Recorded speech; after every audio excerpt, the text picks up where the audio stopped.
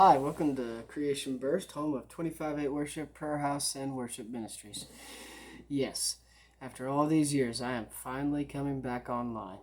And this channel has always had a purpose and has always actually had a real meaning behind it. And finally, I'm excited to bring it to the table. As you may know, I've uploaded some off-the-wall stuff before, rather it be swords, and more swords, or funny skits, or theatrical performance arts, or even parkour, athletics, and stunts of myself and others. If it's... I've uploaded it, I've shared it, I've posted it. But now it is time to truly dedicate Creation Burst to what it was originally intended for, what it is originally going to continue to be, and I encourage you to join along with me for the next few weeks or for however long it takes to just help me dedicate this channel back into the hands of Yahweh, back into the name of the Lord. We're going to dive deep, ladies and gentlemen. We're going to dive real deep into what type of generation we're in today and what the actual word says about the generation that we're in today. Not what some prophet says or what some holy roller inspired mega church pastor says or even your local big church pastor says. No, not those kind of sermons that will try to reel in the crowds just because the message seems right and they seem to get it the last time and maybe this will keep the numbers going. Maybe they'll tithe a little more. Believe it or not, that kind of stuff happens and that irritates me. That is not what this channel is about. This channel will never be about that. So please, keep your money to yourselves. No joke, seriously. I would rather people just stumble by this and go, wow, that was inspiring. I want to read my word. Wow, what do you know? That was actually truthful. Because I don't want you to just take my word for it. I want you to read alongside with me during these next few couple series. Read alongside with me. In some of the old, in some of the new. We're talking about Haggai, Malachi, Hebrews, Acts, Isaiah, all of that. 1 Samuel, 2 Samuel. There's just those books alone go into great depths and details of the Father's heart, about the true meaning of worship, and about the generation we're in and the coming generation of the returning King, the Messiah, Christ Yeshua. For when the train of his robe will go and fill the temple suddenly. There are great and powerful dynamics going on all around us right now, throughout our entire history and world. And there's nothing quite like today's generation.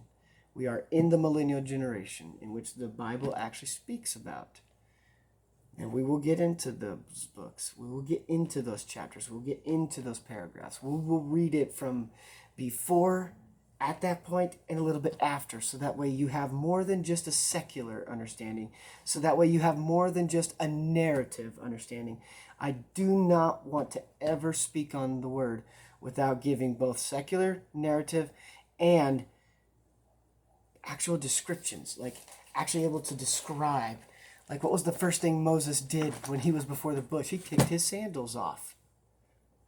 A lot of people are like, oh, well, he just saw the burning bush and began to worship it. Yes, but take your time. Read the word.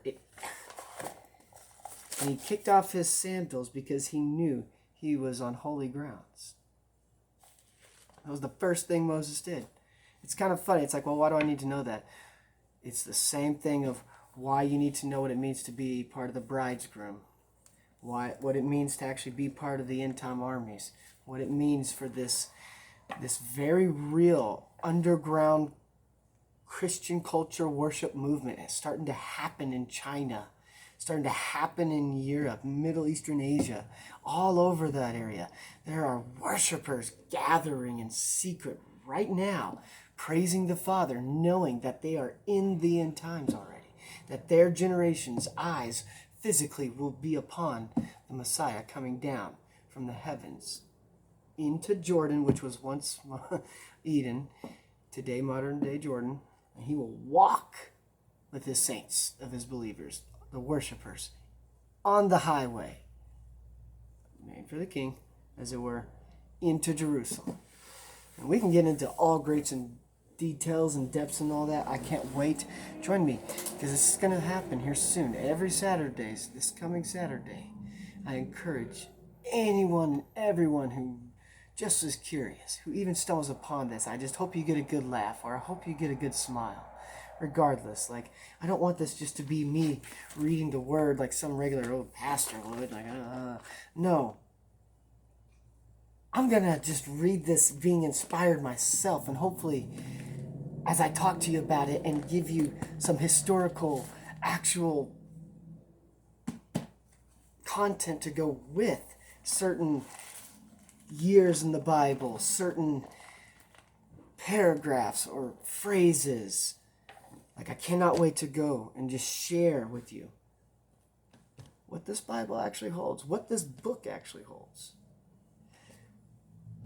Welcome to 25-8 Worship Ministries sermon session. I don't know what to call it just yet. I will come up with a name, but really that's not what's important. I don't really care if you like the way I did this. If your heart is touched and you are moved, that's what's important to me. That's the most important thing. Yeah. So, look forward to more videos of this type of content. Also, there will be times where if I feel like it's not appropriate for children, just due to the graphic nature of what the word can actually get into, then I will let you know in advance beforehand each video. If I feel like the content is all age approved, I will go ahead and let you know in advance as well. I am not your typical pastor or your prayer house warrior, as it were. I am just a lover of God. I love the Spirit of Yahweh. I love what it has done for me in all my affairs, in and out of my life. I love what I've seen it do for others in their lives. I love how the Spirit of the Sunlight of the Spirit can really just bring about a difference in your community, in your neighborhood, just in your own thinking. I mean, it is all about returning back to that first love that first loved us. Dedicating it all to Him, above your spouses, above your children, above your financial circumstances, above anything. Your worship and praise to God is the number one thing. And it is because He is infinitely worthy to receive it, is why you should give it to Him to begin with. Not because you feel like it. Again, not because of circumstances or anything. Your worship is dedicated and belongs, should always, first and foremost, to the Lord. God, I love you. God, it's all about saying I love you. Until that's really all that comes to your mind. Paul talks about it a little bit in Romans and in Acts. He gets into the whole spend an hour or more in the Word and prayer and meditation and in your worship. Like, really get into it. King David was a great example. Yeshua the Son himself even referenced certain such figures as David and Elijah and some of the others about the whole worship thing, about seeking the Father thing, about it's all about how He's infinitely worthy of my praises regardless. I can't wait to just dive in with you to show you these things, because these are the real life impacting things in the Word that do change your heart, that do change your perspective, that does allow you to break free from the strongholds that have kept you in either suicide, depression, anxiety, manic whatever, you know. I mean, there's all these things out here in the world. I mean, socialism, fascism, capitalism, dictatorship, communism, monarchy. I mean, these things all still exist in our world today. And everything is just a kingdom divided against itself if you look at it. And right now, I hate to say it, the nation in which I am standing in or living in, I believe is a kingdom that is the most divided against itself. And the Word says it will not stand. America might just be the great next Babylon, and its statue being the great harlot. Yes, those are terms that I will use. There are historical documents that back this up. And this doesn't even go straight into the word, but it can go into your Freemasonries, it can go into your Illuminatis, it can go into all sorts of things, cults and factions, real or unreal. All these things are linked and tied to these things for a reason. So where are we in America's history? Where are we in the Third Great Awakening, as it goes, that the Bible talks about? Because we are entering, if not the very, very early beginning stages of what I would believe the Word says, a Great Awakening. What is this Great Awakening? Well, join me every Saturdays at 10:30 in the morning, even though you just heard that. Join me, 10:30, every Saturday mornings. We'll go over a little bit of what I'm getting at, about the end times, about what the Word says. It's quite interesting. Very, very interesting. And I am closing my book at the moment. I had to put my bookmarker in. All right. Well, I look forward to you guys joining me, however many there may be. Even if it's just myself, that's okay. It's about acting in obedience and faith. It's about giving back love to the one who first loved you. And in a way of doing that is talking with all you wonderful people, all you folks who might just stumble across this, man, woman, and child alike. I really hope you get something out of it. I really hope together, which is the only way this is ever going to happen, together we will walk, not apart. It's very important. Even in the Lord's Prayer, there's no I in it. There's nothing but we and the Father. Us and the Father. As it was intended from Genesis, as it is repeated again in Revelations, for the Father to be their God and for his people to be his people. And that he would walk with them and they would walk with him. From Genesis to Revelation, it's the same story. It's the same plan that the original plan was supposed to be. So it just takes a lot of this to get back to that. Let's not get off on rabbit trails. This was a good introduction, I hope. Maybe a little awkward. It is my first real actual video talking to audiences, whoever may stumble. So, again, this is probably rambling, but I don't care. It's my first time. It breaks the ice.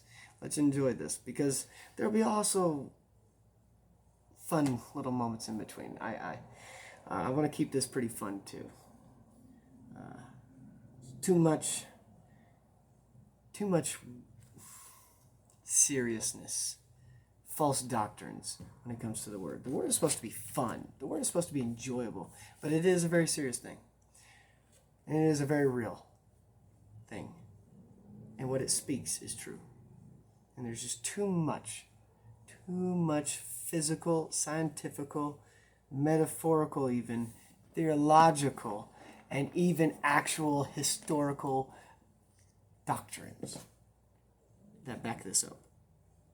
So, with that being said, I'll see you this coming next Saturday. Stay tuned, and thank you for joining Creation Burst 25A Worship. Woot woot.